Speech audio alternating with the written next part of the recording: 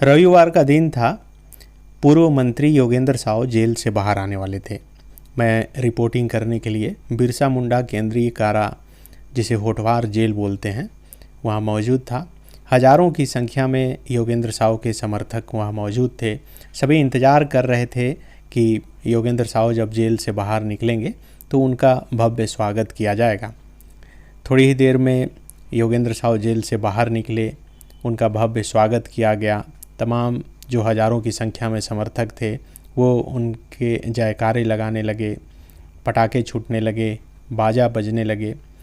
जब भीड़ धीरे धीरे आगे बढ़ने लगी योगेंद्र साव के साथ, तब उसी भीड़ से एक आवाज़ निकल कर सामने आई।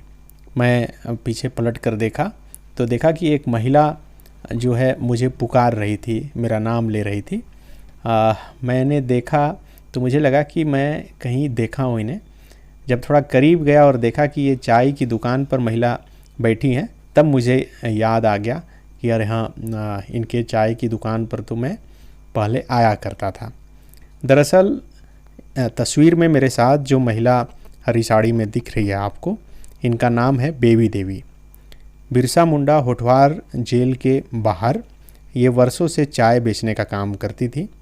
आज से करीब 4-5 साल पहले जब लालू प्रसाद यादव शुरू रांची जेल आए हुए थे, तब मैं जी बिहार झारखंड में काम करता था और अक्सर मेरी ड्यूटी जो है जेल के बाहर लालू प्रसाद यादव से कौन मिलने के लिए आता है, इसे कवरेज करने के लिए लगती थी। तो इसी महिला की चाय की दुकान पर, यानी बेबी देवी के चाय की दुकान पर जो है अक्सर बैठा करता था। और मेरे साथ साथ अन्य और जो भी मीडिया कर्मी थे यहीं पर बैठते थे, चूँकि दुकान सिर्फ इनका ही था और कई सारी बातें होती थी। उसी दौरान इन्होंने मुझे बताया था कि इनके पति की मौत जो है एक सड़क हादसे में खेलगांव के ही इलाके में हो गई थी और उसके बाद ये विधवा पेंशन के लिए लगातार अप्लाई कर रही हैं, लेकिन इनका विधवा पेंशन जो है पास नहीं हो पा रहा है। इनके दुकान से ही बैठे बैठे मैंने इलाके के पदाधिकारी को फ़ोन लगाया और बातचीत हुई तो उन्होंने कहा था कि भेज देने के लिए वो प्रज्ञा केंद्र से होते हुए वो उन तक पहुंचेगा तो हो जाएगा। कुछ दिन बाद ये फ़ोन करके इन्होंने मुझे बताया कि हाँ, अब जो है प्रोसेस शुरू हो गया है और काम लग रहा है कि हो जाएगा। उसके बाद ना कभी उन्होंने फ़ोन किया और उसके बाद ना कभी इनसे मुलाकात हो पाई और ना इस मसले पर बात हो पाई। 4-5 साल बाद आज अचानक देखिए, ये बेबी देवी जब मुझे देखी तो मेरा नाम लेकर पुकार रही थी। तो मुझे बड़ा आश्चर्य लगा और अच्छा भी लगा कि एक महिला देखिए, जिसके दुकान पर 4-5 साल पहले मैं आया करता था, वो अब तक मेरा नाम याद रखी है। जब मैंने पूछा कि कैसे अब तक नाम याद रखी हैं, तब उन्होंने बताना शुरू किया और कहा कि अब उनका विधवा का जो पेंशन है वो इनके खाते में आने लगा है। और इन्होंने बताया कि वो मेरा नंबर जो है मोबाइल में अब तक मेरे नाम से सेव करके रखी हैं और वो भूली नहीं है।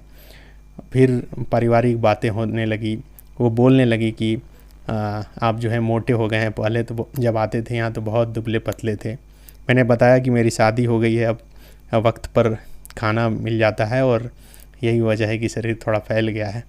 तब इन्होंने इच्छा जताई कि पत्नी से बात करवाइए। उसके बाद वीडियो कॉल पर मेरी पत्नी से इन्होंने बात की।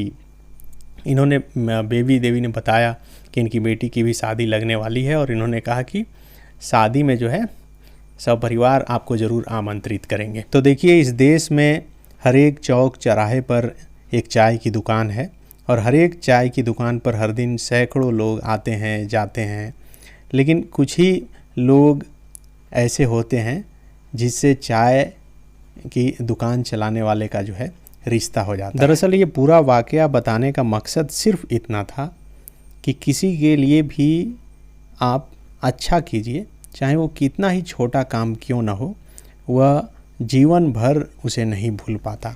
इसलिए जब भी मौका मिले अपनी ताकत के हिसाब से किसी के लिए ज़रूर बेहतर करें। शुक्रिया।